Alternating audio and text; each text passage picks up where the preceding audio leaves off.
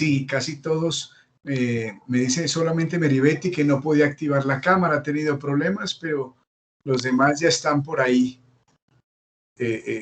activos. Bien, bien, bien. Sí. Y con Edgar hace mucho que tampoco nos veíamos. Bueno, Edgar, ¿ya está? Hola, Edgar. Así es, sí, hace tiempo que no nos veíamos. Kettler, buenas tardes. Se ve que tiene problemas. Buenas tardes para todos. Estoy afuera de casa y estoy tratando de llegar en unos minutos.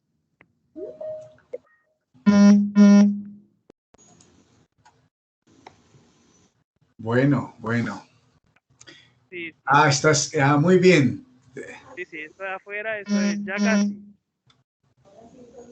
Listo, tranquilo, te esperamos, te esperamos. Ahí se te alcanza a ver el tapabocas apenas. Muy bien, se ve que estás fuera. Bueno, muy bien. Bueno, ahí van llegando poco a poco. Viviana, buenas tardes. Veo conectada a Viviana y a Elizabeth, buenas tardes. Hola, buenas tardes. Buenas tardes, padre. Y buenas tardes a todos y a todas. Hola, ¿cómo están ustedes? ¿Cómo va todo? Bien, sí, señor. Gracias a Dios. Tardes. Bueno, Buenas tardes, Padre padre, Carlos. Buenas padre tardes. Guillermo, un gusto en saludarlo, una alegría. ¿Cómo está usted? Muy bien, muchas gracias. ¿Cómo están ustedes? ¿Cómo están todos? Muy bien, excelente, padre. Eso, muy bien, ahí lo vemos. Gracias. Lo vemos. Muchas gracias, padre. Muy bien. Bueno, yo creo que estamos ya, ¿cuántos participando?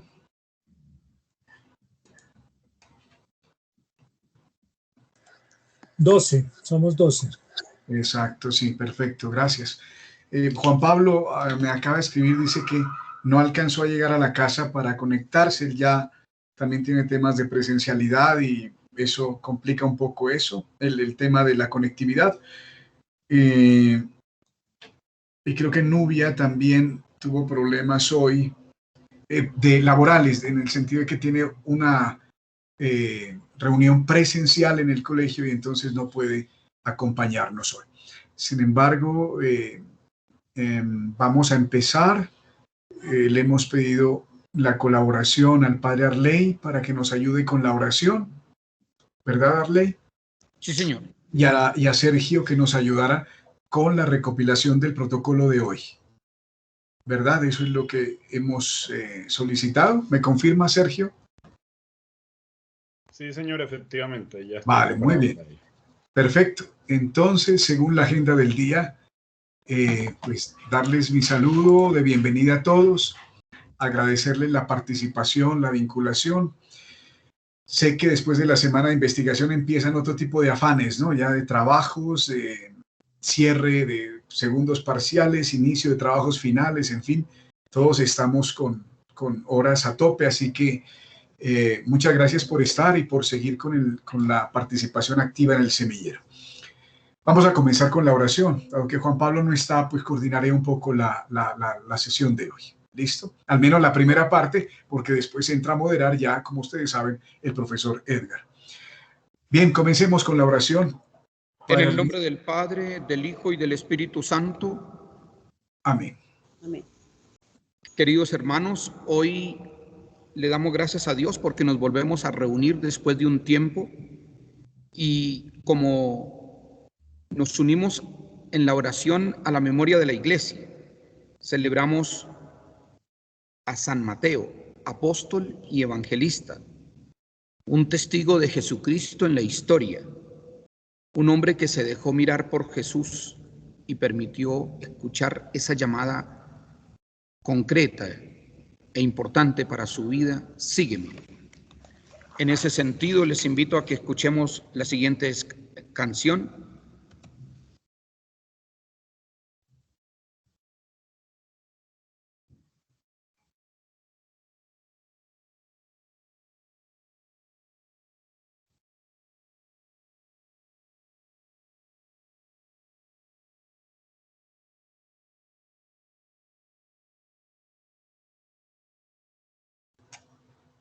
Perdona, yo no estoy escuchando. Los demás, no sé. Tampoco yo.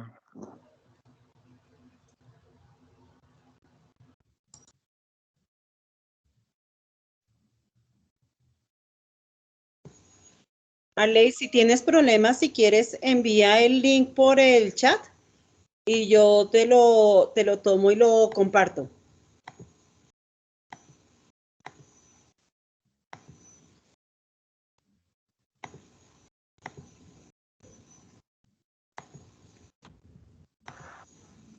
¿No le están escuchando?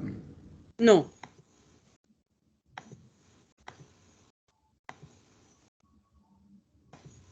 Espera un momentito.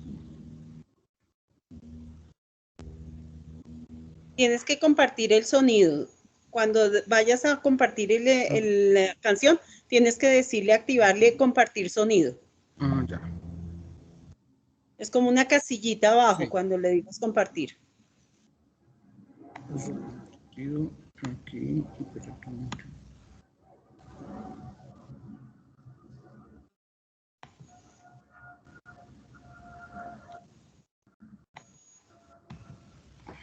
Vamos a ver.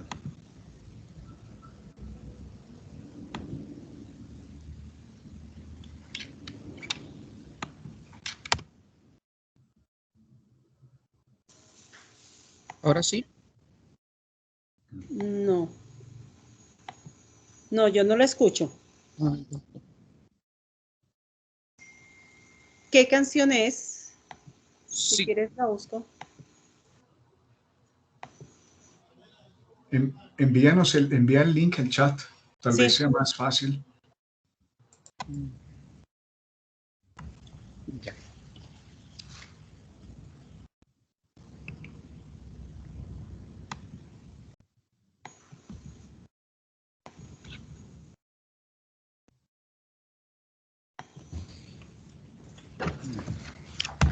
Lectura del Evangelio según San Mateo. En aquel tiempo vio Jesús a un hombre llamado Mateo sentado al mostrador de los impuestos y le dijo: sígueme. Él se levantó y lo siguió. Y estando en la mesa en la casa de Mateo, muchos publicanos y pecadores que habían acudido se sentaron con Jesús y sus discípulos. Los fariseos, al verlo, preguntaron: ¿cómo es que su maestro come con publicanos y pecadores?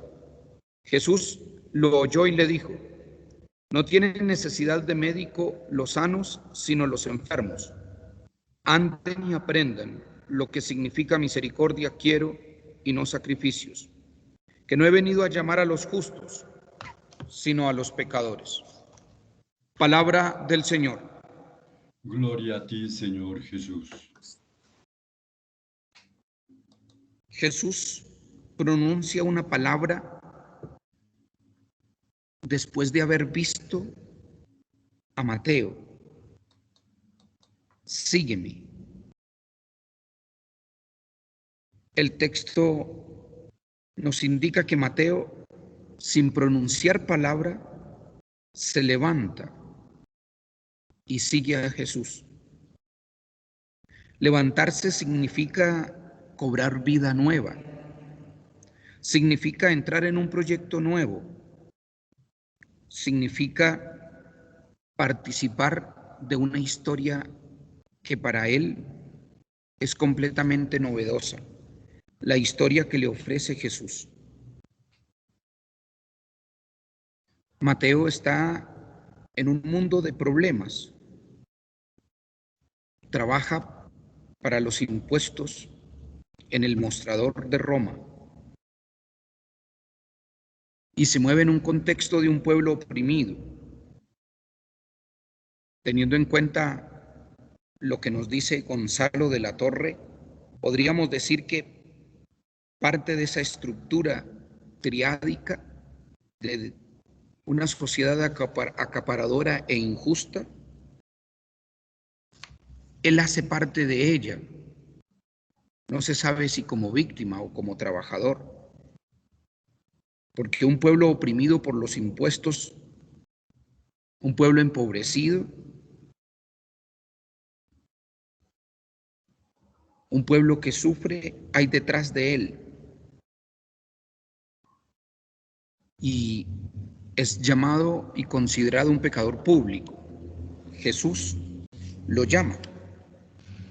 Jesús se fija en él. Jesús quiere que él comience un proyecto nuevo. Y ese proyecto se inicia cuando Mateo acude detrás de Jesús, y ese acudir significa hacer fiesta, comer, compartir la vida nueva. Mateo es un regalo de Dios. Mateo es ahora un apóstol. Pidámosle al Señor que nosotros podamos escuchar esa palabra de Jesús nueva, sígueme. Esa palabra que quiere cautivar el corazón de cada uno de nosotros. Que en cualquier momento, en cualquier contexto en el que nos ubiquemos, Él nos sigue llamando, nos sigue invitando a entrar en su dinámica. Padre nuestro que estás en el cielo, santificado sea tu nombre. Venga a nosotros tu reino. Hágase tu voluntad en la tierra como en el cielo. Danos hoy nuestro pan de cada día. Perdona nuestras ofensas, como también nosotros perdonamos a los que nos ofenden. No nos dejes caer en la tentación y líbranos del mal. San Mateo Apóstol, ruega por nosotros. Que el Señor nos bendiga en el nombre del Padre, del Hijo y del Espíritu Santo. Amén. Amén. Arley, muchas gracias por esta oración y por tu disponibilidad también para realizarla y prepararla. Muchas gracias. Qué pena que no se escuchó la canción, no sé, algo pasó. Bien, muchas gracias. El punto 3 de la agenda de hoy es la lectura del protocolo número 71, que estuvo a cargo del padre Arley, fue revisado por Nubia Constanza Cantor. Entonces, padre Arley, nuevamente, si lo quieres presentar allí en la pantalla y nosotros lo lees, por favor, para la aprobación.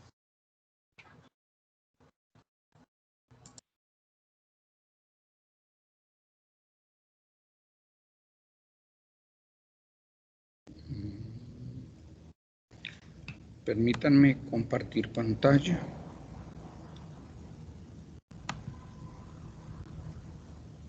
¿Ya están viendo la pantalla? Ahora sí, perfecto. Listo. Semillero de investigación aprendiendo a ver de un modo diferente. Tutor Carlos Montaño. Protocolo número 71, fecha de la sesión 31 de agosto de 2021. Fecha de la presentación 21 de septiembre del 2021. Protocolante Arley Guarín. Revisión realizada por Nubia Esperanza Cantor. Para agilizar, no voy a leerlos, solamente dedicarme a la agenda del día. 1.1.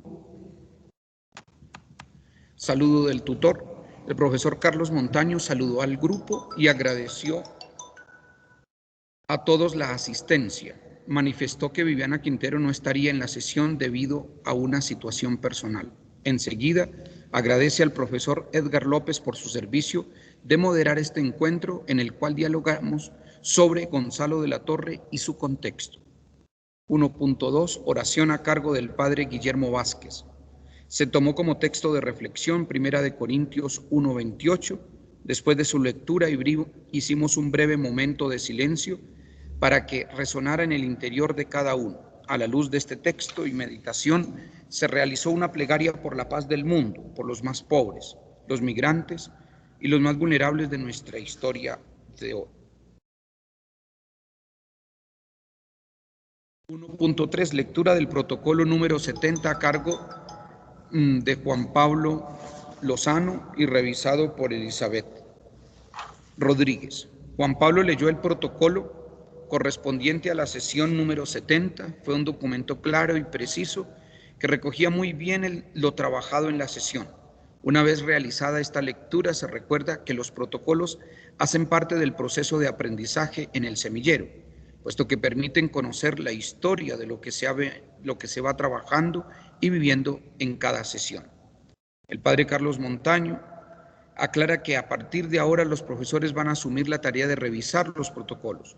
Junto a esto se invita a quienes están encargados de su elaboración para que realicen las correcciones de los profesores y compañeros antes de leer formalmente el texto en cada encuentro. Diálogo sobre Gonzalo de la Torre y su contexto, modera el profesor Edgar López.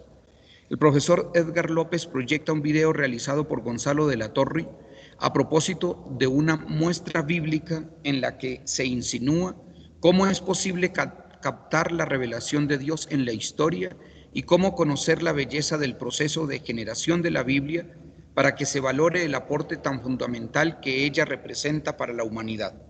La muestra bíblica tiene un gran valor pedagógico y es expresión del trabajo investigativo de los estudiantes y docentes que hacen aportes significativos a este proyecto, el cual inició en el departamento del Chocó.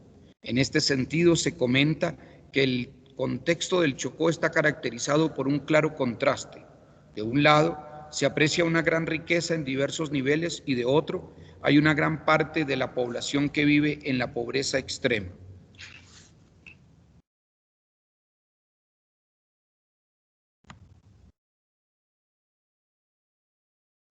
Junto a esto, se resalta que la Universidad Claretiana tiene una clara inspiración evangélica, la cual se explicita en su profunda vocación social, lo cual es a su vez un eje transversal en todas sus carreras y programas.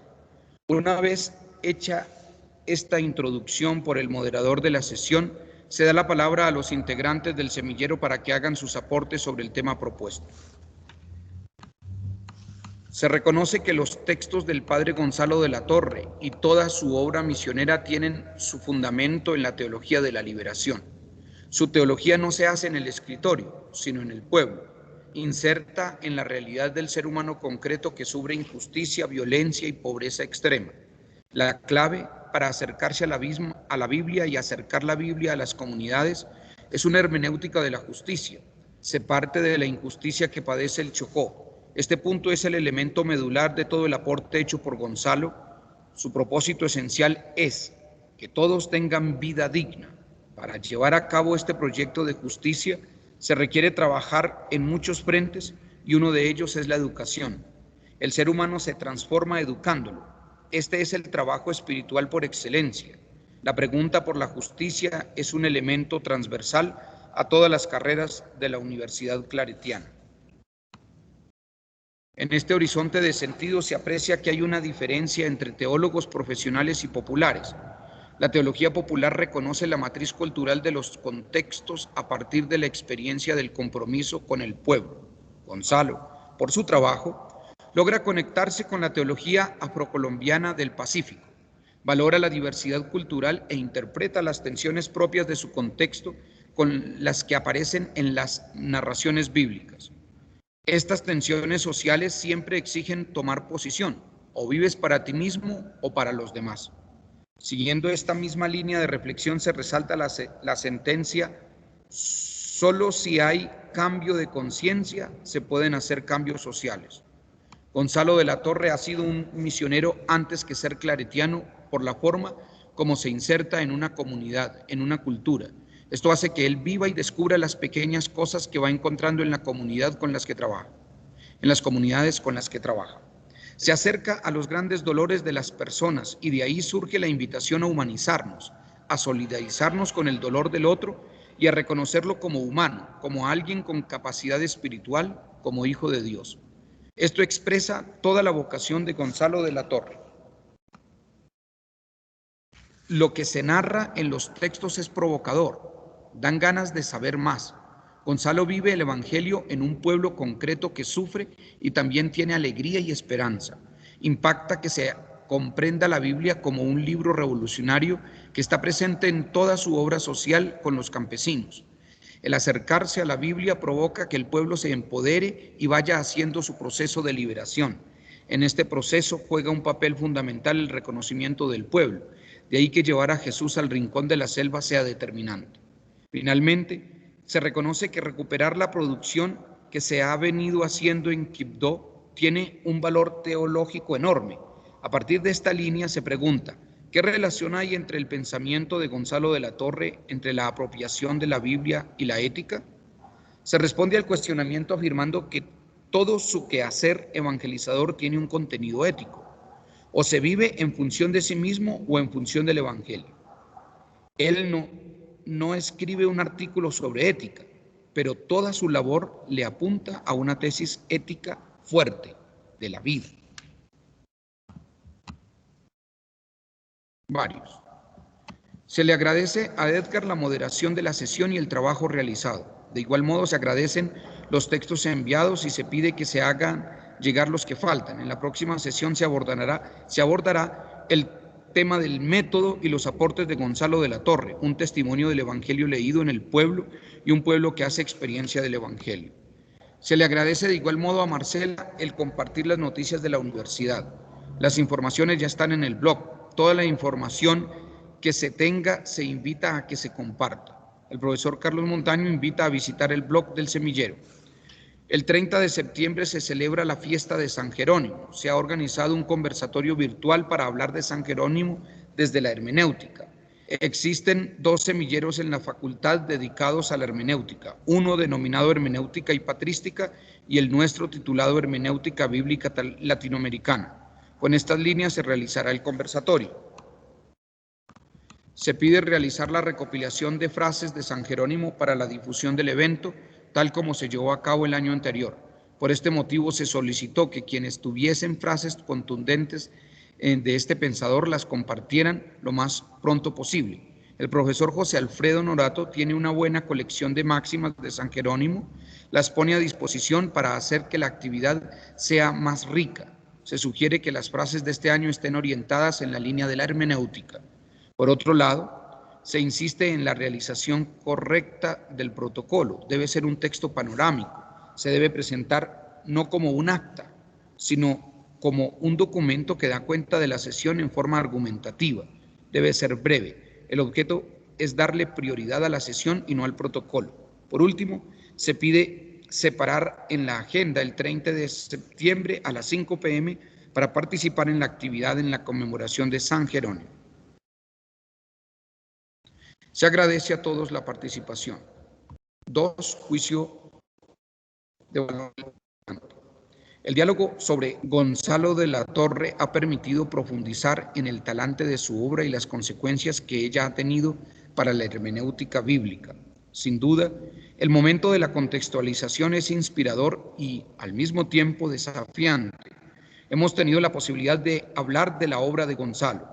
Hemos hecho memoria, que no es la evocación sentimental de un pasado, sino la condición de posibilidad de la existencia de un acontecimiento, de una vida al servicio del pueblo del Chocó que ha padecido la violencia y la injusticia.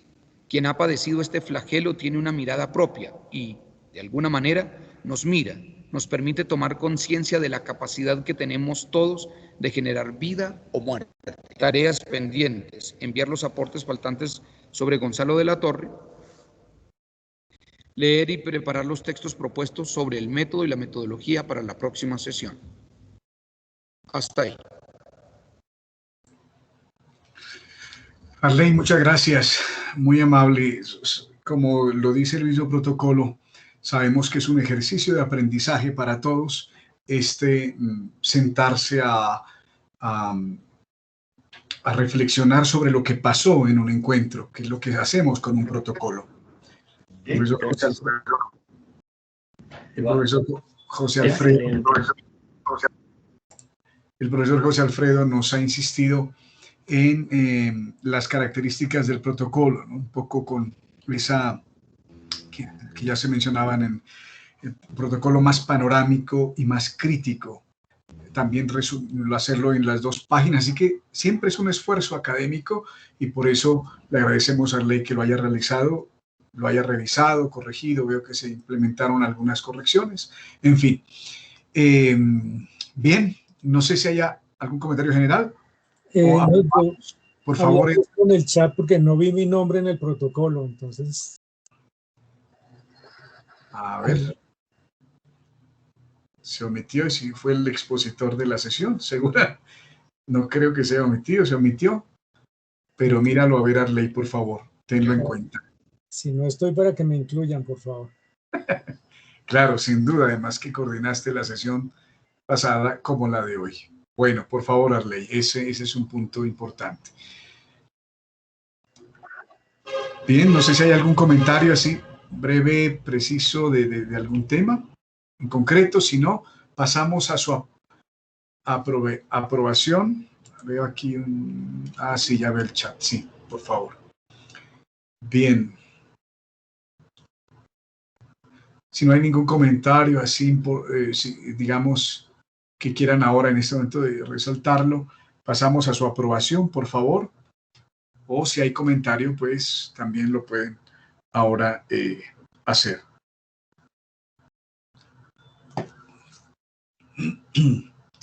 Bien, bueno. Aprobado, dice Marcela. También Edgar, precisa por favor si lo incluyen. Claro que sí, sí está incluido. No sé si se nos pasó ahí, pero... Si no, ¿Cómo? Si no lo incluyen, no lo apruebo. Así es, tal cual. Bueno, nuevamente muchas gracias, Arley, y lo estamos aprobando allí en el chat. Dina, Meribet, Elizabeth, Meribetti, para Guillermo, Sergio, bien. Bueno, José Alfredo también, muchas gracias a todos los que se están pronunciando. Yo también lo apruebo, pero no sé por qué no me deja escribir en el chat, entonces pues Bueno, no puedes, puedo. Si no puedes pude. activar el micrófono, tranquila. Ok. Kedler también. Bueno, fabuloso, bien. Creo que José Domingo se faltaría, pero creo que ya está. Ahí está, listo, aprobado entonces, Arley, muchas gracias. Bien, y damos sencillamente paso a nuestro cuarto punto del día de hoy, muy importante, porque hoy vamos a esas discusiones técnicas serias sobre un pensador como Gonzalo de la Torre, y para eso le dejo la moderación sencillamente al profesor Edgar, que ha acompañado la revisión, reflexión e investigación sobre Gonzalo de la Torre. Así que, Edgar, por favor. Bueno, muchas gracias. Para mí es un gusto encontrarme con ustedes y encontrarme para hablar de un pensador a quien aprecio mucho y hoy precisamente con el aporte que él hace del método de la matriz social triádica. Marcela nos compartió dos secciones de dos libros de Gonzalo, uno sobre las parábolas y otro sobre los milagros, en el que podemos ver la aplicación de ese método. De hecho, y aprovecho para comentar que tuvimos la oportunidad durante el último mes de asistir a 3 sesiones en los que vimos a Gonzalo y lo escuchamos abordar el asunto de los milagros desde esta propuesta hermenéutica de la matriz social triádica. Yo, para introducir, solamente quisiera recordar que en las páginas 46 y 47 del texto sobre los milagros aparece una presentación muy breve pero muy clara de lo que es el método de la matriz social triádica. Está inspirado en digamos, los descubrimientos que se hacían en los años 70 sobre el cerebro humano. Y bueno, las neurociencias pues han avanzado, pero eso no le quita la fuerza a la idea original de Gonzalo de cómo eso que pasa en nuestros cerebros también pasa en nuestro comportamiento social. De manera que cuando él distingue 3 cerebros, el reptílico, el límbico y el neocórtex, nos recuerda que el reptílico y el límbico arrastran con una carga biológica que nos ayuda a afirmar nuestra individualidad, nuestros intereses individuales, mientras que el neocórtex, que es propiamente el cerebro humano o la parte humana de nuestro cerebro, pues nos abre la posibilidad a vivir las experiencias comunitarias, de manera que en nuestro cerebro hay una tensión permanente entre la afirmación del propio ser por el cerebro reptílico y el límbico y la posibilidad de construir comunidad a partir de lo que significa la humanización en ese ciclo evolutivo. El neocórtex entonces es la posibilidad que nosotros tenemos de ejercer la libertad y de controlar y orientar los instintos que están presentes en el cerebro reptílico y el límbico. Entonces, tenemos unas tendencias acaparadoras que nos vienen de los instintos, tenemos unas tendencias comunitarias que nos vienen de la racionalidad propiamente humana y tenemos la posibilidad de realizar decisiones libres por nuestra conciencia. Y esto de la conciencia, ya aparecía en el protocolo que nos leyó Arley, es el interés que tiene Gonzalo al mostrar esta dinámica tanto de nuestra biología en lo que concierne al funcionamiento del cerebro como en nuestra sociedad. Finalmente, recordar que el nombre de matriz social triádica viene de la matriz porque es algo que compartimos nosotros por condicionamiento biológico, es decir, todos los seres humanos en nuestro cerebro tenemos, digamos, esos dos sustratos que proceden de nuestra animalidad, pero tenemos el neocórtex como la posibilidad de ejercer la libertad. Entonces, por eso lo llama matriz, porque es común a todos los seres humanos. Es una matriz social porque esa tensión que tenemos nosotros en nuestra biología aparece también en nuestro comportamiento social. Es decir, que tenemos esa misma tensión de afirmarnos nosotros como individuos o de abrirnos a la construcción de comunidad. Y además de ser matriz, además de ser social, es triádica porque allí tenemos nosotros el tercer componente, que es justamente la libre decisión frente a esas dos tendencias. Por un lado, la tendencia egoísta a afirmar nuestro propio ser. Por otro lado, la tendencia comunitaria a poder tener en cuenta a los demás y esa libertad con la que nosotros podemos manifestar nuestra humanidad que nos puede llevar a seguir el instinto individualista o más bien a abrirnos a la construcción de comunidad. Entonces es muy sencillo el modelo y resulta bastante útil para interpretar eso que aparece en los textos bíblicos. Entonces, ya luego lo que leímos tiene que ver con las parábolas y los relatos de milagros. Yo sencillamente mostraría ahora en una segunda parte, pues ejemplos.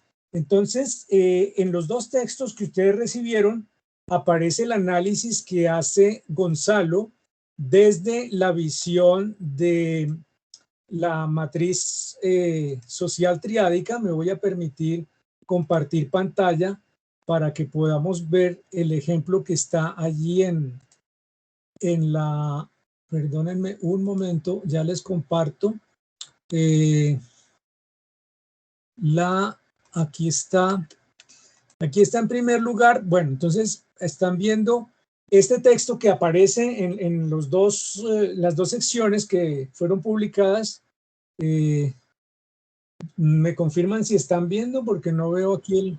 Sí, sí, perfecto, se ve muy bien, se ve muy bien. Entonces miren, este sencillo, este relato de milagro, comencemos que lo escuchamos también el análisis que hacía en vivo Gonzalo durante la exposición que hizo esos 3 viernes por la noche el último mes. Entonces, esta es una narración que aparece en ambos textos que leímos, Marcos 1, 29 al 30. Dice, saliendo Jesús de la sinagoga, se fue con Santiago y Juan a casa de Simón y Andrés. La suegra de Simón estaba en cama con fiebre y le hablan de ella. Se acercó y tomándola de la mano, la levantó.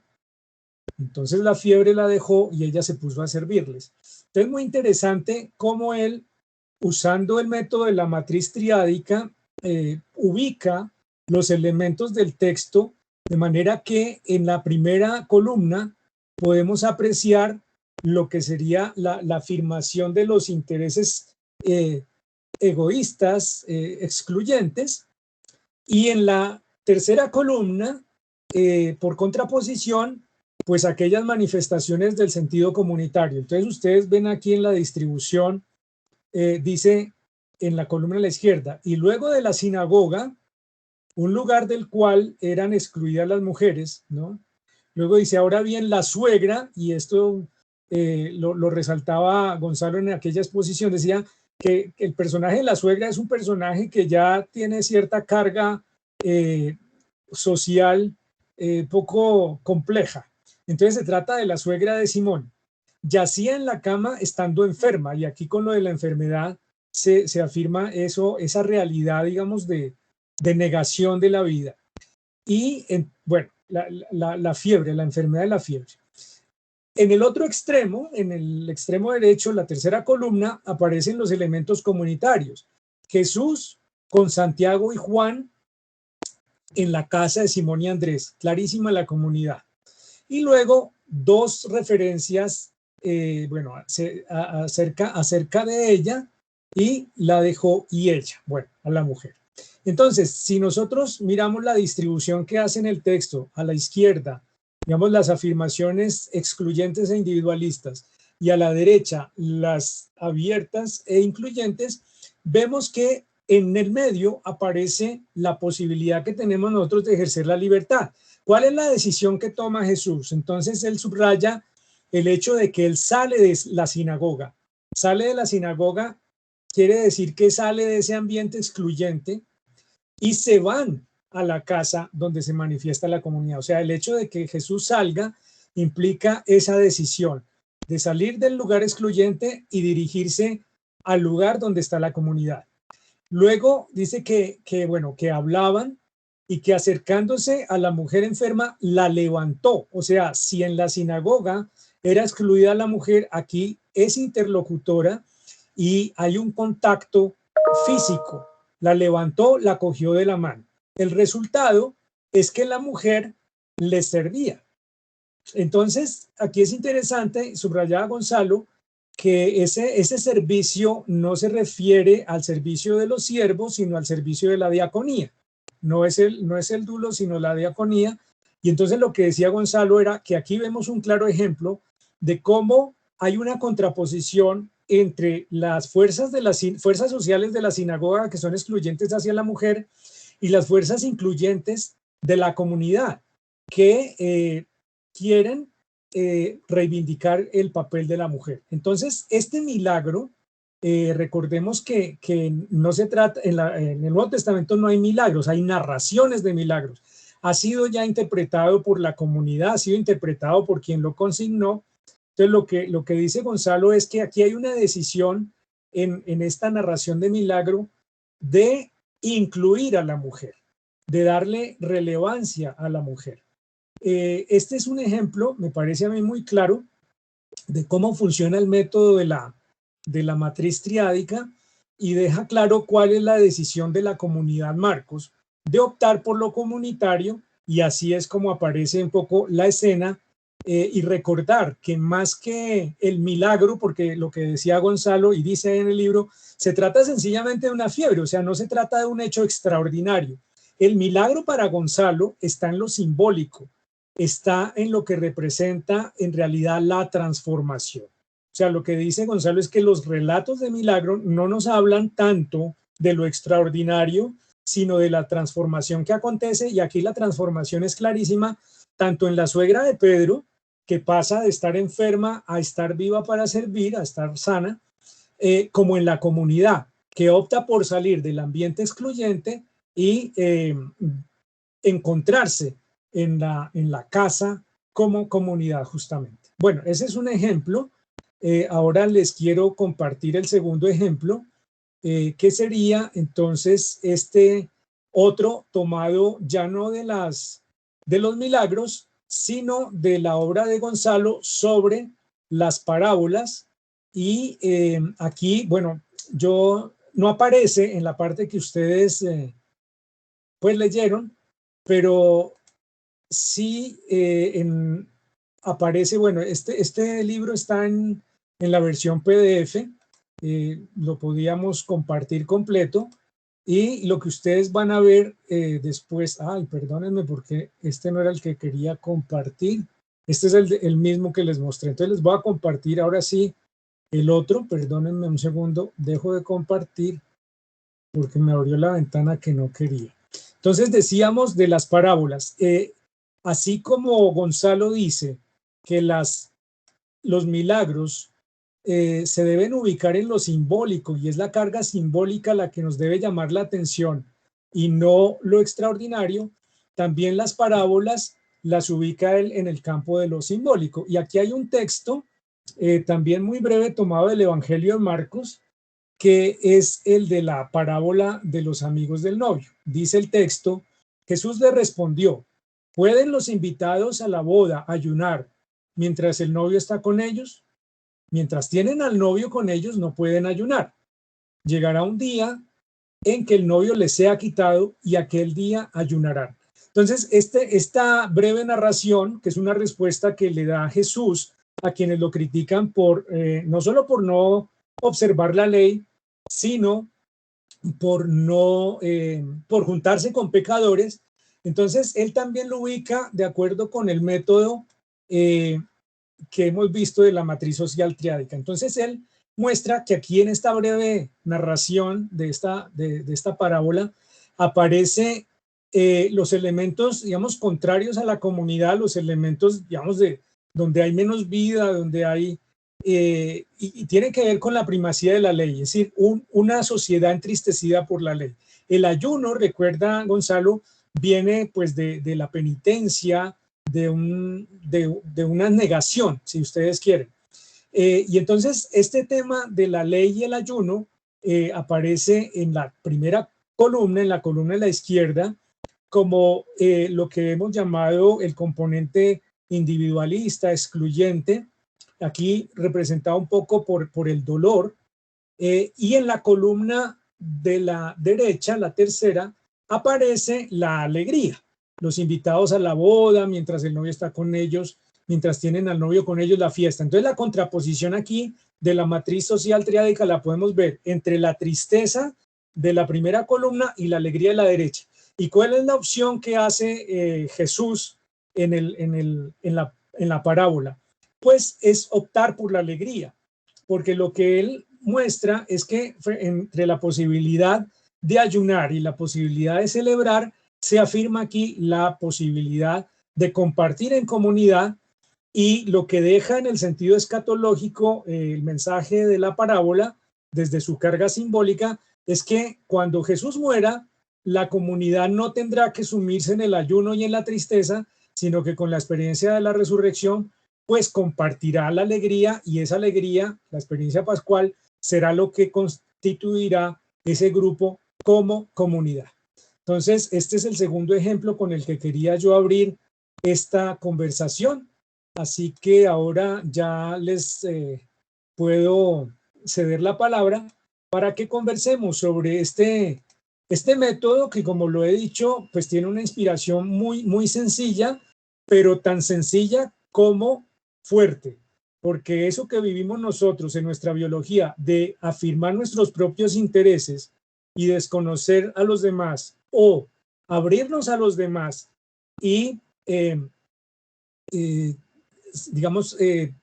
posponer nuestros propios intereses, es un ejercicio de libertad que nos va humanizando cada vez más. Y eso es lo que Gonzalo ve que aparece en estos dos géneros simbólicos que son el de las narraciones de milagro y el de las parábolas. Entonces yo dejaría por ahí, Carlos, para que los demás también puedan dar sus apreciaciones. Mil gracias.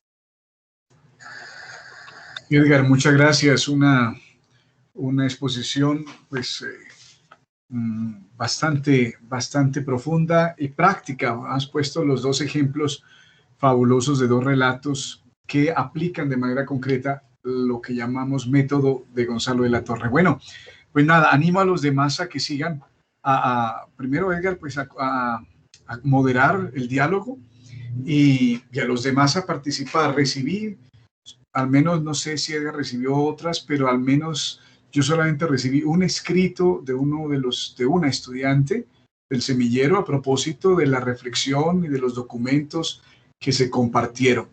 De todas maneras, pues se pueden enviar hoy, compartir hoy. Recuerden que para nosotros los profesores es muy enriquecedor escucharlos a ustedes, ese feedback de las lecturas, no solamente que conozcan al autor, sino que también nos enriquezcan desde sus interpretaciones, cómo leyeron esos textos que se les ofreció, y para la investigación que estamos realizando de estos autores pioneros en hermenéutica bíblica, pues se convierte en fundamental su aporte. Así que, Edgar, por favor, moderas por favor el diálogo, y los invito a todos a que lo hagan. Muchas gracias de nuevo, Edgar, por ese trabajo tan importante que sabemos que Gonzalo de la Torre es de tu afecto y de tu afecto académico y de tu consideración siempre a nivel de los procesos de interpretación bíblica. Gracias, Carlos. Sí, pues quienes quieran participar pueden indicarlo levantando la mano y toman la palabra. Yo les cuento que cuando yo estuve allá en Quibdó, la primera vez que Gonzalo me habló de eso me pareció un poquito extraño. Esto es una infidencia.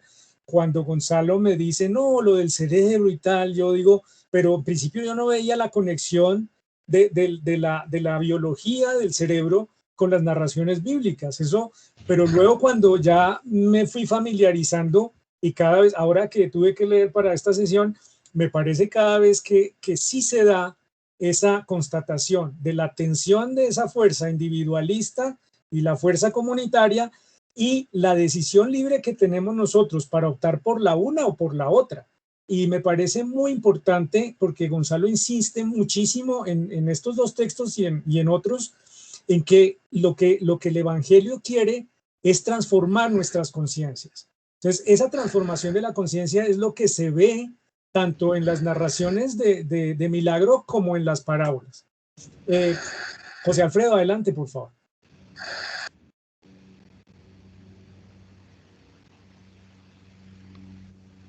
Muy bien, Edgar, muchísimas gracias. Me gustó enormemente tu presentación hoy. Me pareció sencilla, clara, precisa. Y como tú lo decías, parece algo sencillo, pero en realidad no lo es. Y creo que lo hiciste muy bien, de forma así bastante clara y breve. También estoy de acuerdo con lo que decías al final. Este planteamiento de entrada parece un poco raro. Yo las primeras veces que leí lo del método de la matriz social triádica de Gonzalo de la Torre, cuando recién comenzábamos nuestras búsquedas con el semillero, esa fue mi impresión. O sea, esto es como muy raro, porque nosotros, un poco de las ciencias bíblicas y de la teología tradicional, digamos, venimos como más acostumbrados a buscar las herramientas para la interpretación dentro de lo que nos ha aportado la misma tradición bíblica y la misma tradición metodológica bíblica. Pero eso de ponernos en primer lugar de frente a lo que es la condición humana de manera dialéctica entre esas tendencias de acaparamiento y las exigencias de buscar el bien común, y entre la exigencia y la tendencia ubicar allí a la conciencia, que es en últimas la que finalmente determina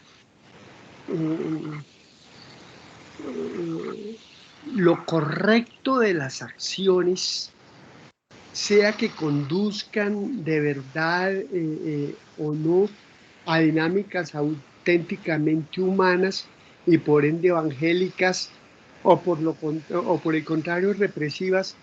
Eso yo lo fui descubriendo lentamente,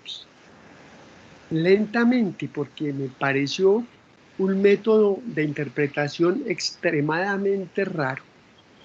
Yo prefería buscar los recursos en todo lo que había recibido en mi formación metodológica y en todo lo que le ha aportado a uno un poco la teología bíblica general, digámoslo así. Pero ir a la condición humana misma como punto de referencia para plantear un método interpretativo de los textos evangélicos me parece arrollador. Hoy me parece arrollador que la base esté en la condición misma de la persona y no en un planteamiento religioso. Y lo que se pretende, como tú lo afirmabas al final, es la transformación misma de la conciencia de las personas. Ese es el desafío del Evangelio.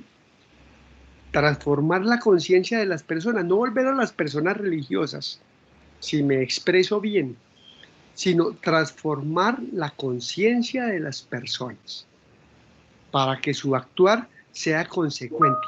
Entonces, no sé qué tan conocido sea el método interpretativo de Gonzalo de la Torre, no sé qué tan conocido, no sé qué tanta proyección haya podido ganar, pero tal como lo veo hoy, me parece absolutamente arrollador. Cuando tuve la oportunidad en estas sesiones, así contigo, escuchando a Gonzalo de la Torre, ahí fue dando pistas y fui volviendo sobre los textos, como tratando de hacer yo mismo el curso con él, y luego traté de leer un poco en esa tónica, digamos que de aprendizaje, los dos textos que nos sugeriste, y cada vez estoy viendo como con mayor claridad el valor interpretativo que puede tener este método. Ese es el punto, ese es el punto. Con otro tipo de propuestas metodológicas interpretativas, uno sigue viendo más como todo el sustrato, digamos que de análisis literario en la base. Ahora eso no significa que desaparezca, pero partir de la condición misma de la persona para interpretar los textos bíblicos, los textos evangélicos, y no desde una propuesta religiosa, yo creo que eso es de lo que trata realmente el Evangelio. Y me parece que hoy con tu presentación así breve, sobria, precisa, lo dejaste bien clarito. Y Gonzalo es bien claro con sus cuadritos. En la columna izquierda deja en la evidencia toda la tendencia al acaparamiento, desde distintos intereses, religiosos, sociales, intelectuales. Y en el otro extremo, el referente es, bueno, ¿cómo obraría Jesús? Es decir, ¿cómo obraría uno en función de un bien comunitario, en función de un bien social? ¿Y qué es lo que está allí de por medio entre la exigencia y la tendencia? Pues la conciencia, y esa es la que se transforma, porque la tendencia sigue buscando lo suyo, y la sociedad y la comunidad sigue necesitando bienes. De tal manera que muchísimas gracias, muy bien gustoso con esta presentación y con este encuentro esclarecedor, Edgar. Gracias, José Alfredo. Sí, efectivamente, bueno, lo que les enviamos ahí con Marcela fue, digamos, el inicio en que él muestra el método, pero si ustedes leen todo el resto del libro, que ojalá lo puedan hacer, dado que ya está en PDF, el de las parábolas y el de los milagros, que ya lo van a poner en PDF, uno se da cuenta de muchísimos ejemplos en los que Gonzalo va aplicando y va interpretando de esa manera las narraciones de milagro y las parábolas. Guillermo, adelante, que tú conoces mucho mejor esto, estás más familiarizado con este método.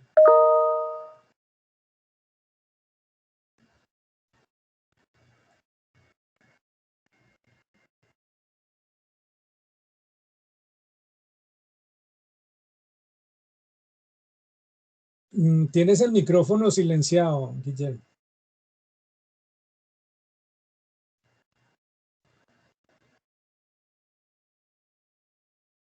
Bueno, no sé. Guillermo pidió la palabra, ¿la tiene? Perdón, no había aprendido perdón, adelante. Ya enciendo la cámara y enciendo el micrófono. Que no es que yo lo haya seguido muy de cerca, Gonzalo, por razones pues de distintos ámbitos del trabajo y de la dedicación al estudio de la Sagrada Escritura. Lo he hecho ahora con motivo de la tesis y con motivo del semillero y del interés que despierta en el semillero y de que se ha propuesto como uno de los autores de estudio. Yo solo quería aportar una observación muy elemental, pero creo que puede servir antes de que se me olvide, que se me pase, porque a veces esas cosas pequeñas se le pasan a uno. Y es una relación que yo encuentro entre la propuesta de Gonzalo y algunos autores que parten de unos campos similares, como son los campos de la psiquiatría o de la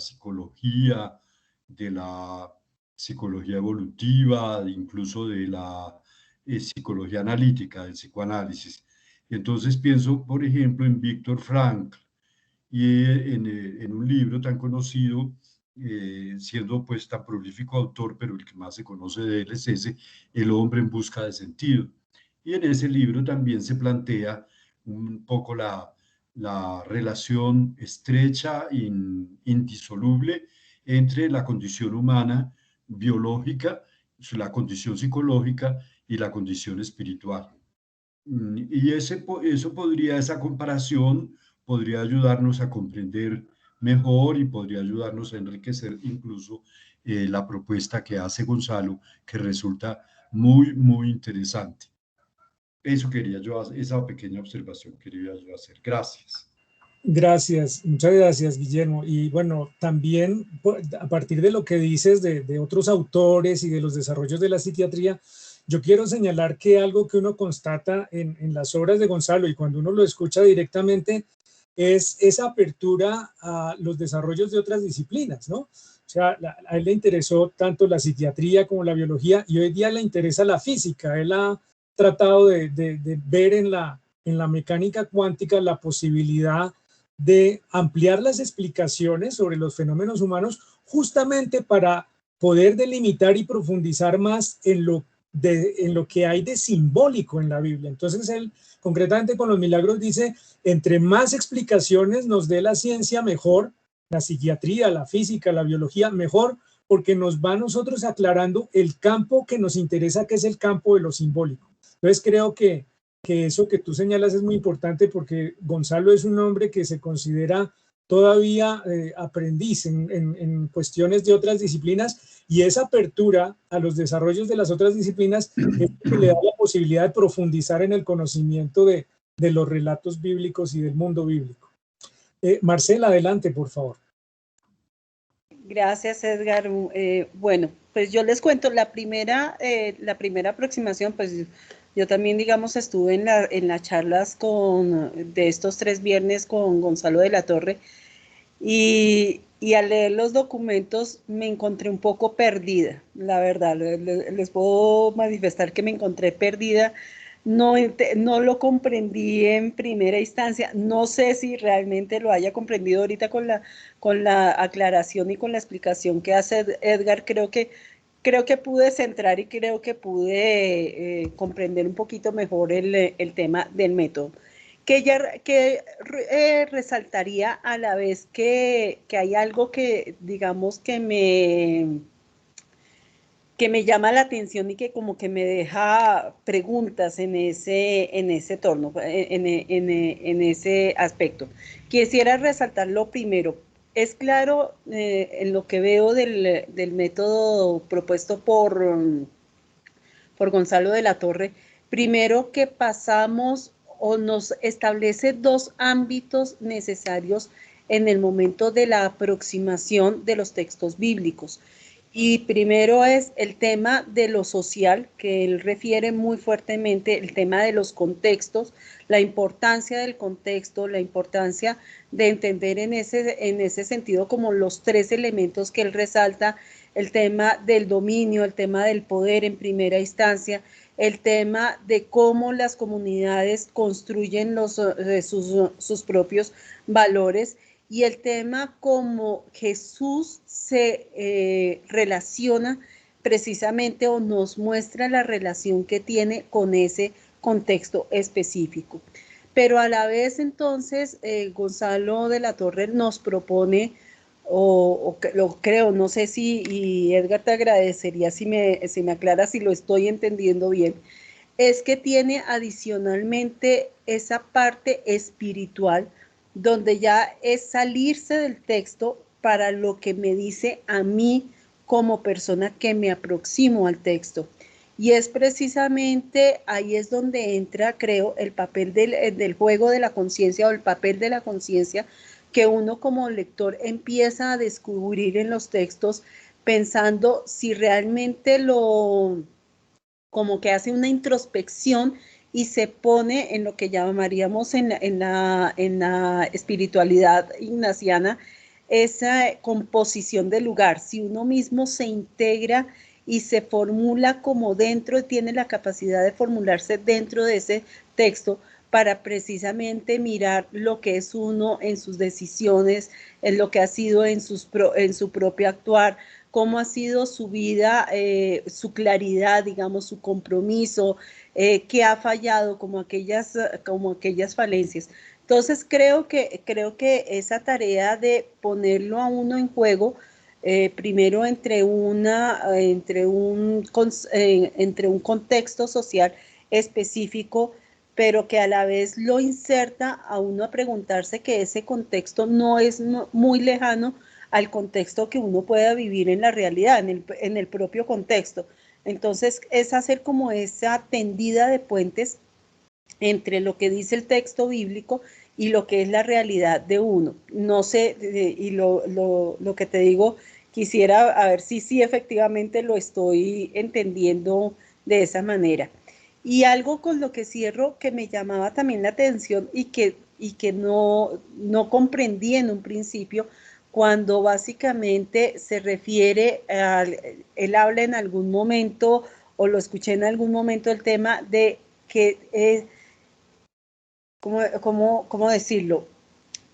Que en ese trabajo o en esa aplicación del método que uno puede hacer como lector, básicamente uno descubre que Dios nos inhabita, pero no sé si lo estoy entendiendo, Edgar. La verdad, esa parte de que Dios cómo me inhabita y cómo yo fabrico a Dios, no lo comprendí, no lo entendí muy claro.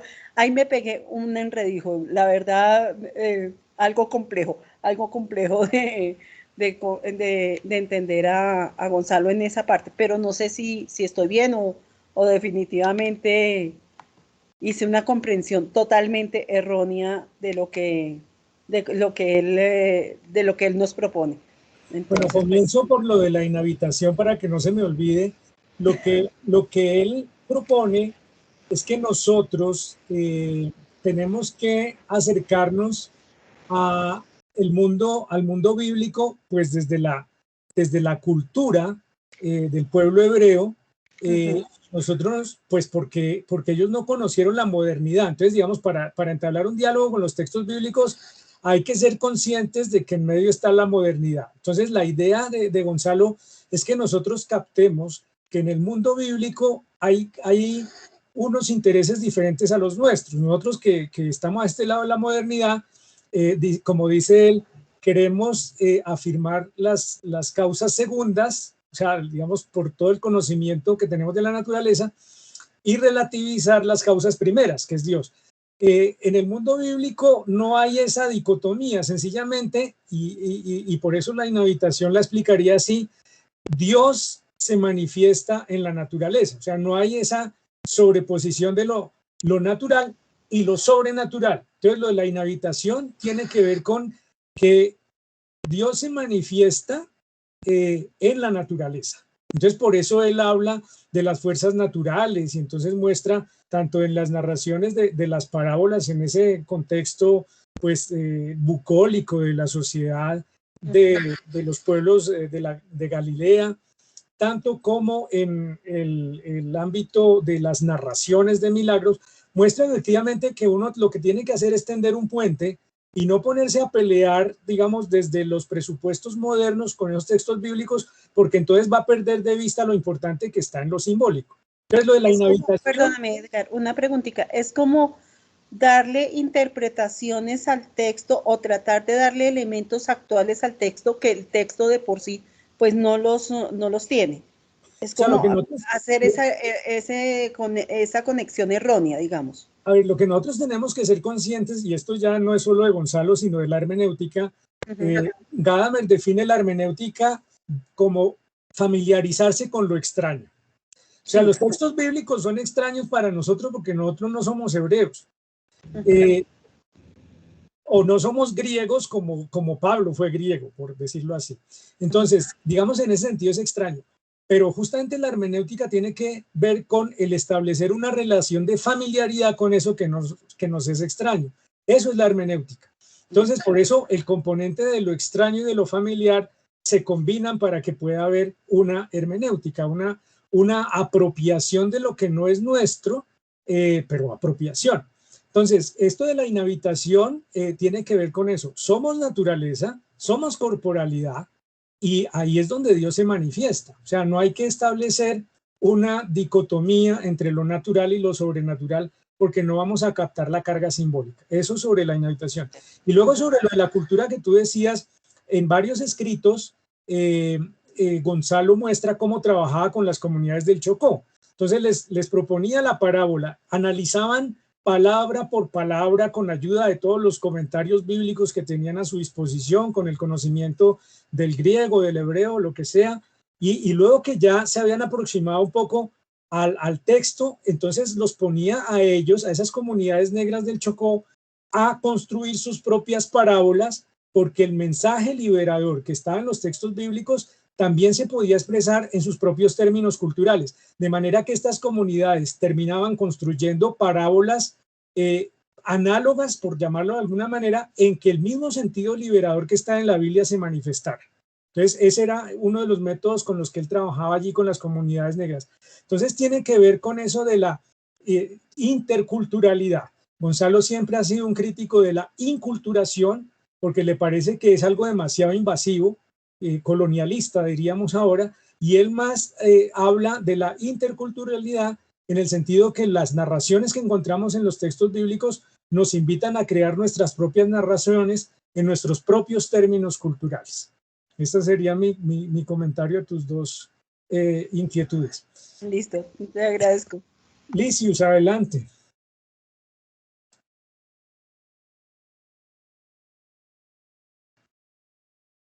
Licius, tienes la palabra, puedes encender el micrófono.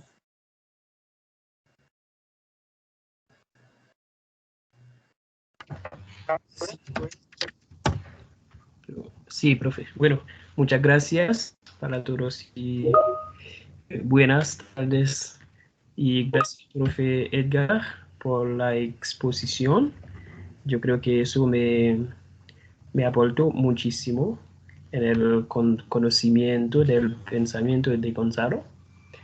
Entonces me uno a las palabras donde el autor usa entonces el relato de Marcos 2, 19, 20 con como usted lo ha presentado, con las tres esquemas, una sociedad entristecida por la ley, pasando por una posición de la conciencia hacia una posibilidad de una sociedad alternativa.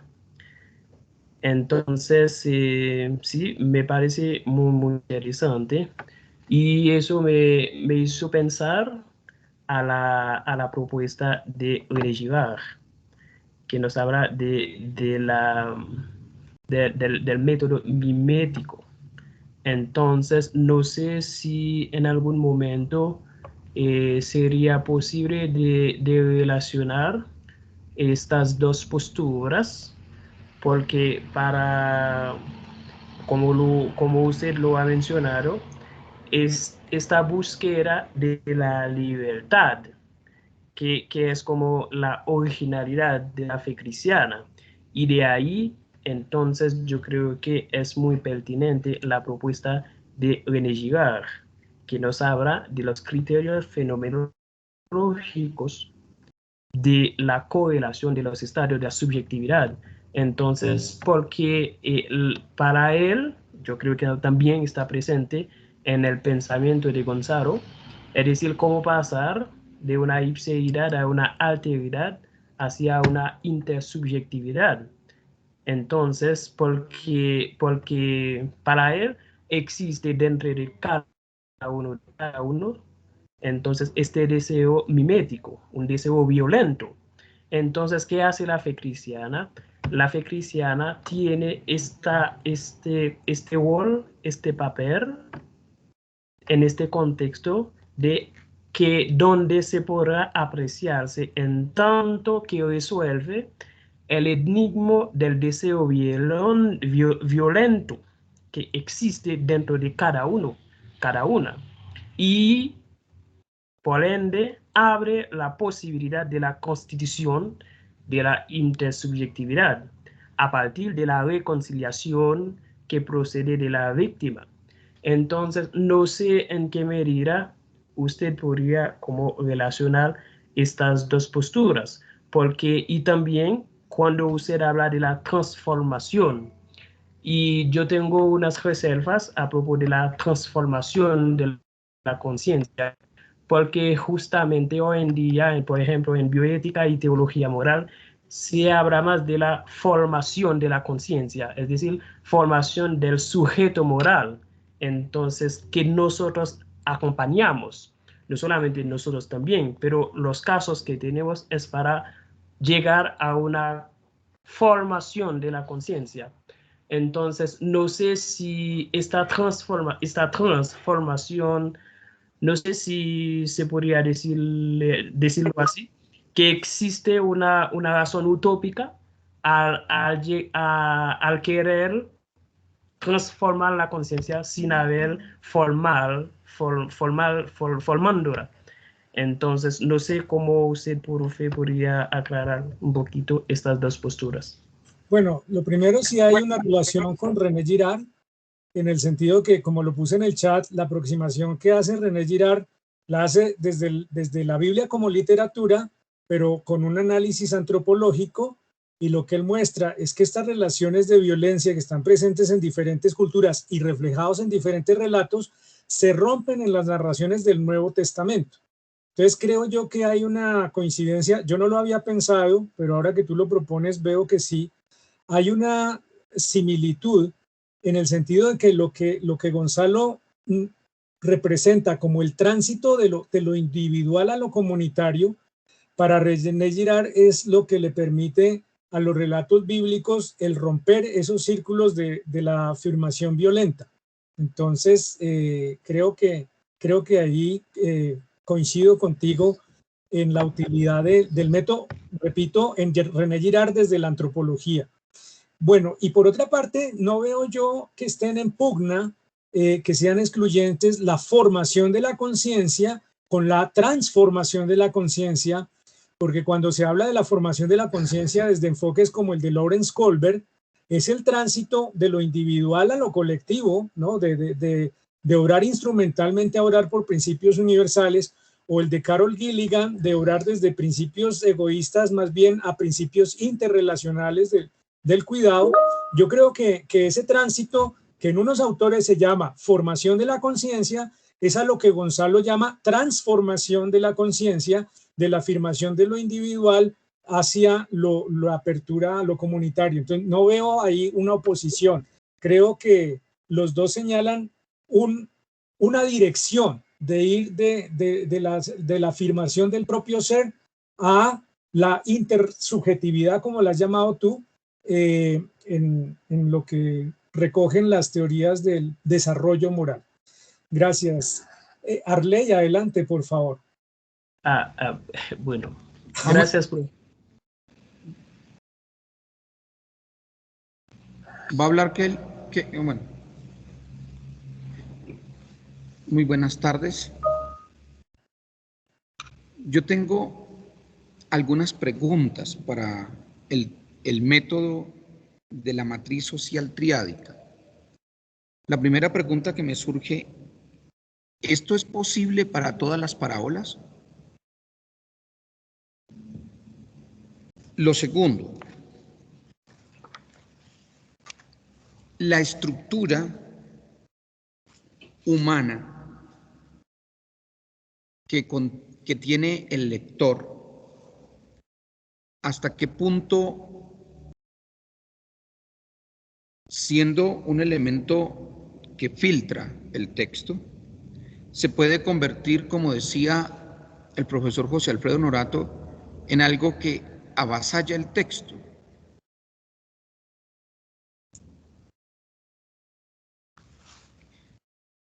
¿Hasta qué punto poner el énfasis en la estructura que tiene quien lee va a determinar las características del texto? ¿No será esto un atentado contra la alteridad del texto?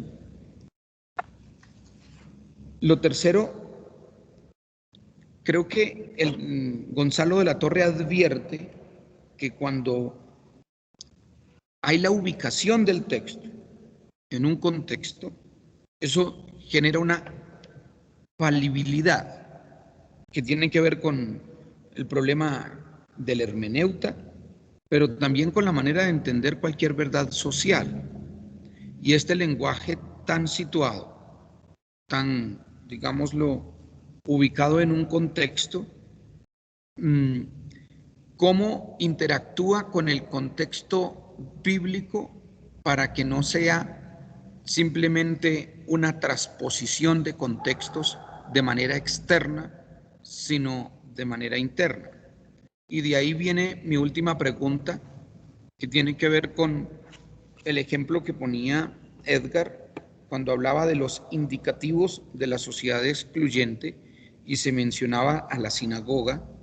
La sinagoga, en el contexto, por ejemplo, como lo que cita Gonzalo de la Torre del Evangelio de San Marcos, en el relato aparecen escenarios en los que va Jesús realizando su misión. Jesús realiza una misión importante de purificación de la sinagoga. Luego va a realizar su misión en un lugar importante que es la casa de Pedro. Y en esos lugares va suscitando algo que es determinante para la acción mesiánica. Entonces, no sé si considerar a la sinagoga a sí mismo como un elemento excluyente dentro del texto sea una visión desde el exterior del texto o dentro de la dinámica que quiere suscitar el evangelista Marcos para mostrar cómo se da la acción de Jesús en la secuencia y no simplemente mirando un elemento determinado.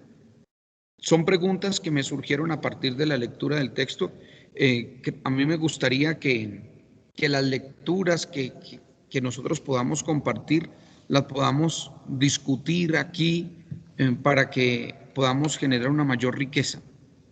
Gracias, Arley. No entendí la tercera, pero sobre la primera, como puse en el chat, yo no sé si sirve para todas, pero todos los ejemplos que él hace a lo largo de los dos libros le muestran a uno que sí hay una validación suficiente del método. Lo segundo, yo creo que el avasallamiento del texto siempre es un riesgo que se tiene en la hermenéutica, pero repito algo que decía yo respondiendo a Marcela, Gonzalo sí es muy cuidadoso de que nosotros los lectores modernos reconozcamos que no pertenecemos a ese mundo antiguo en que los textos fueron generados. Y la tercera inquietud fue la que no te entendí. Es que sigo el relato que puso como ejemplo y que está descrito en la página 38, cuando habla de los indicativos de la sociedad excluyente. Y toma el texto de Marcos, que describe la curación de la suegra de Pedro. En ese contexto me ubiqué. Entonces, siguiendo el relato de Marcos, la acción de Jesús se realiza en lugares paradigmáticos. Un lugar paradigmático, la sinagoga. Otro lugar importante, la casa, y la casa de Pedro, que va a ser determinante para todo el trabajo que va a hacer Jesús. Y esos lugares no pueden entenderse de manera separada, sino de manera articulada dentro de la dinámica mesiánica que está llevando a cabo Jesucristo. Entonces, si ubicamos simplemente la sinagoga dentro de un elemento, digamos, lo ubicamos según el método como expresión de una sociedad excluyente, No estaríamos leyendo simplemente el texto desde una postura exterior y no dentro de la lógica interna que tiene el texto. Me estoy refiriendo al que cita Gonzalo de la Torre, el Evangelio de San Marcos. No estoy seguro de haber entendido. Ahí puse en el chat que lo que Gonzalo nos ayuda a ver ahí es salir de un lugar para ingresar al otro. O sea, para él es muy importante, digamos, en ese tercer polo, lo que hace Jesús es salir de un lugar excluyente para ingresar al lugar incluyente, ¿no? En el otro la mujer no tiene nada que hacer, en cambio en el otro lo que se afirma es el ministerio que tiene la mujer en la comunidad primitiva. Recordemos que esto no fue lo que sucedió, esto fue lo que se narró en la comunidad sobre algo que sucedió. Entonces por eso digamos, aquí el asunto está en la carga simbólica, ¿no? O sea, si eso pasó, si la suegra de Pedro estaba enferma y si Jesús la curó, que eso sería el dato histórico que no conocemos, lo que sí conocemos es el valor simbólico que le da la comunidad a ese hecho maravilloso, no tan maravilloso, porque es solamente, digamos, curar una fiebre, pero sí todo el valor que tiene el hecho de que en un lugar la mujer no tiene nada que hacer, mientras que en el otro es la que sirve a la comunidad. Es como lo que yo veo, y por eso quizás está presente ese texto en ambas obras que leímos. Pero bueno, esto es para seguirlo discutiendo. Todavía no sé si capté bien tu tercera inquietud, pero démosle la palabra a Meribeti. Sí, gracias, Edgar. Y bueno, por toda digamos, como por toda la reflexión que se está haciendo alrededor del método. Yo quisiera como retomar algo que el mismo Gonzalo dice, y es en principio que, bueno, todos estos métodos naturalmente que vienen de la exploración que se hace desde las ciencias sociales, ¿no? Y las ciencias sociales lo que hacen es aportarle, como ya lo habían dicho ustedes desde otras ramas, a la comprensión de los textos, pero sobre todo como hacernos tomar conciencia de que los textos así realmente nosotros, pues obviamente como estamos lejos de ese escenario, necesitamos para comprenderlos tener en cuenta los factores que constituyen la situación sociocultural en la que fueron escritos, ¿no? Porque pues no es lo mismo leer un texto teniendo en cuenta estos factores que leerlos como si fueran un documento doctrinal, como compuesto en un lenguaje ahistórico y como de significados universales y eternos, ¿no? Entonces, creo que es uno de los grandes aportes que nos hace Gonzalo con este método. Y más aún, como recordarnos que este método, como ya lo ha expuesto Edgar, tiene un surgimiento en el trabajo que ha realizado Gonzalo en el Chocó. Por eso es como el énfasis de tener en cuenta el lugar desde donde se lee el texto, de ahí que hable. Creo yo que no solamente aunque es un tema universal, pero que parte de un particular, que es experimentar lo que es el egoísmo, el legalismo, el machismo, el patriarcado, el acaparamiento, la explotación, el empobrecimiento, la exclusión, las posiciones ideológicas, las manipulaciones religiosas, políticas, económicas y de opresiones que el mismo Gonzalo dice cuando habla de la matriz triádica, y todo esto pues naturalmente para nadie es un secreto que es lo que vive y ha sufrido un territorio como el Chocó, ¿no? Entonces la hermenéutica lo que hace es, como hemos visto con otros autores, ayudar a pensar el texto bíblico desde la experiencia de un Dios encarnado, ¿cierto? Teniendo todos los factores que constituyen la realidad humana y espiritual, ¿no? Entonces yo creo que eso es uno de los grandes aportes también, que el texto, este método, así él se valga, pues por supuesto, de las ciencias, ¿sí? Tuvo que tener toda esta influencia del contexto de la región donde él por mucho tiempo ha trabajado y por mucho tiempo como tú decías, Edgar, ha leído los textos con las comunidades negras con las comunidades indígenas y campesinas. Pues eso. Gracias, Maribetty. Sí, yo creo que esto es muy valioso, el hecho de que esto no es un método hecho ni en una biblioteca ni en un laboratorio, sino en el río, con las comunidades negras y campesinas. Y lo que yo creo, a ver si entiendo bien la inquietud de Arley, yo creería que, y créanme que yo soy muy escéptico a los universales, que algo universal que se puede presentar en todas las culturas humanas es esa tensión entre la afirmación de los propios intereses de los individuos y la apertura a los intereses de las comunidades. Yo creo que Gonzalo tiene razón en que esa tensión es universal, y desde ese elemento, pues, que es universal, entonces es común tanto al mundo bíblico como al mundo o a los mundos de los lectores bíblicos, y creo que eso nos permite a nosotros tender un puente. Bueno, Viviana había levantado la mano, pero luego la bajó, no sé si quiera intervenir. Sí, yo la había levantado pidiendo turno, pero ya creo que se nos fue el tiempo también, Edgar, no sé. Creo que mi intervención, ay caramba, mi intervención iba por la misma línea de Maribetty y también con la pregunta de cómo se construye un método como el que construyó Gonzalo de la Torre, ¿no?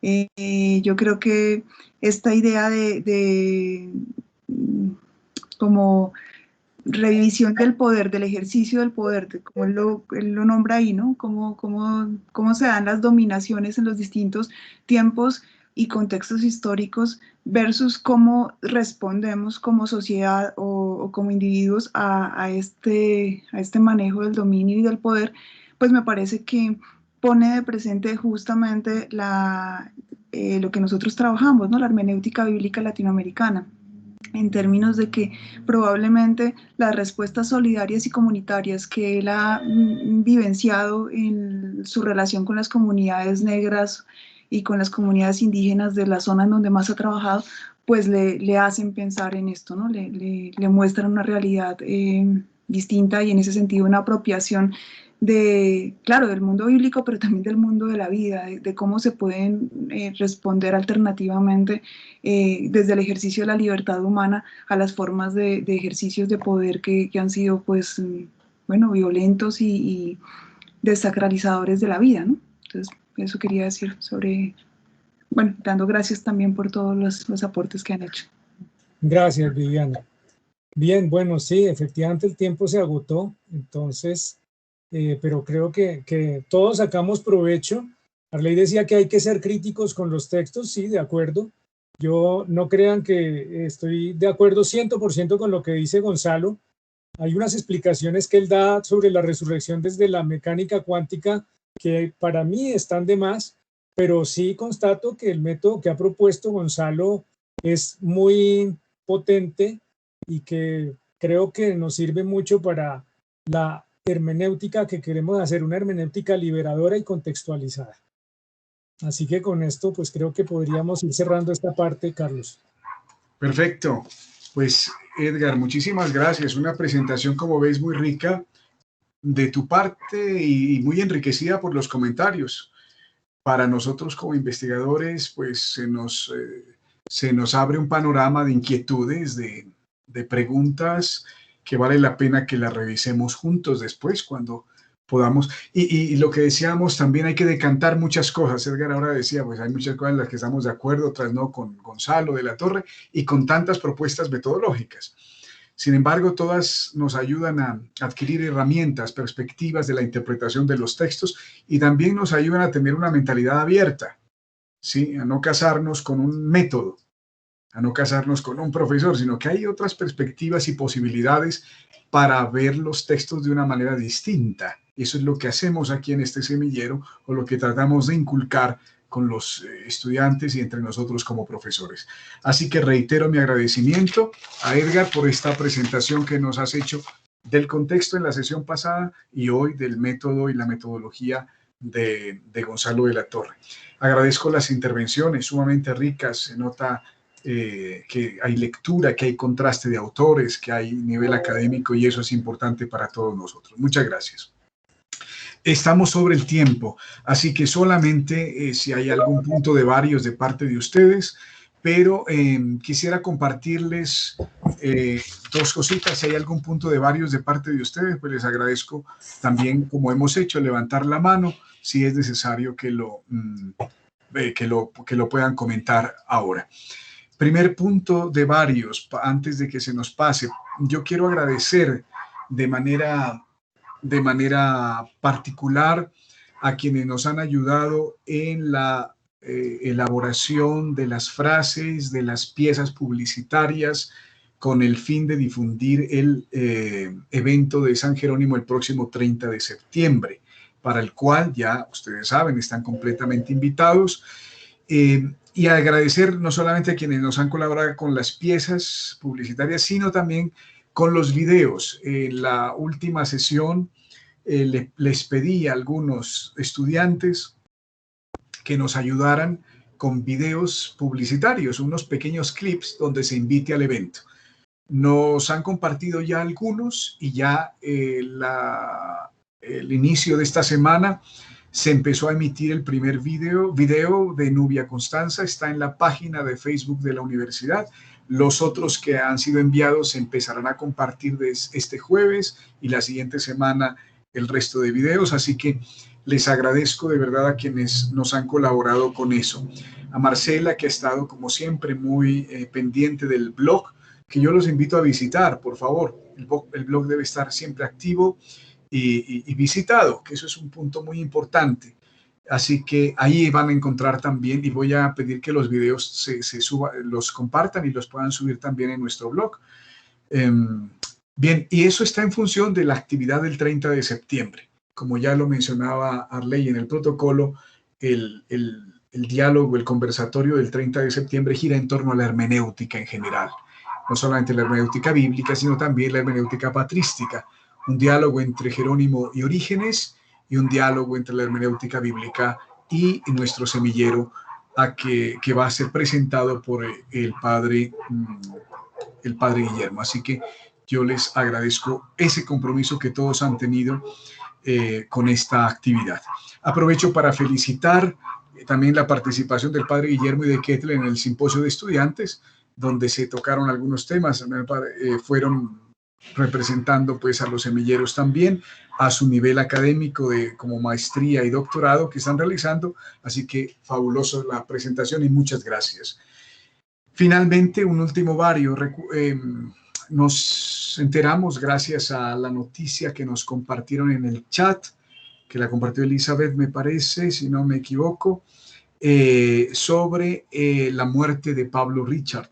Ustedes saben que Pablo Richard ha sido uno de los teólogos biblistas de los primeros, digamos, postconciliares. Él termina de estudiar en el año 68 Biblia y el concilio empezaba a terminar, impacta en América Latina y empieza toda esa fuerza de interpretación bíblica latinoamericana, de lectura popular, de darle argumentación bíblica a la teología de la liberación, en fin. Y Pablo Richard se convierte en un prototipo, en un difusor de la Sagrada Escritura, en un hombre que compromete la lectura con la realidad. En fin, vale la pena que nosotros no perdamos ese momento para hacer memoria, para recordar a un personaje de esta talla. Entonces se nos empieza a ocurrir de pronto un encuentro para hacer memoria a propósito de este personaje que está muy implicado con la hermenéutica bíblica latinoamericana. Yo los invito a que se vayan empapando un poquito de este autor, Pablo Richard, y quienes no lo conozcan, pues, y vayamos pensando a ver si en unión quizás con otro estamento pudiéramos organizar y hacerle un pequeño homenaje a alguien que para la hermenéutica bíblica latinoamericana tiene una profunda significación. Bien, eso es de mi parte en cuanto a al punto de varios. No sé si hay algo más de parte de ustedes o de los profesores, por favor. No, muchas gracias. Agradecer la sesión y la organización del evento de San Jerónimo. Gracias a ti, Edgar. 30 de septiembre, 5 de la tarde, se transmitirá por Zoom. vamos a enviar la pieza publicitaria, además de las piezas que se han elaborado y están en el semillero, en las que nos ha colaborado Marcela. Ahí encontrarán el link y también se puede seguir por la página de Facebook de la Facultad de Teología. Facebook por la página de la Facultad de Teología. Ahí encontrarán los videos, las esquelas de divulgación y allí se va a transmitir el evento. 30 de septiembre, 5 de la tarde. Bueno, no sé si haya algo más de los profesores, José Alfredo, Meribetti. ¿Algún dato que se pase? Muchas gracias y hasta luego. Vale. Muchas gracias. Muchas gracias entonces. Gracias a Muchas gracias a todos. Gracias. Feliz Un abrazo. tarde. Feliz tarde. Cuídense Gracias. mucho. Muchas gracias para todos. Feliz tarde. Cuídense mucho, gracias. Muy agradable la reunión. Muchas gracias. Muy enriquecedora, muy bien.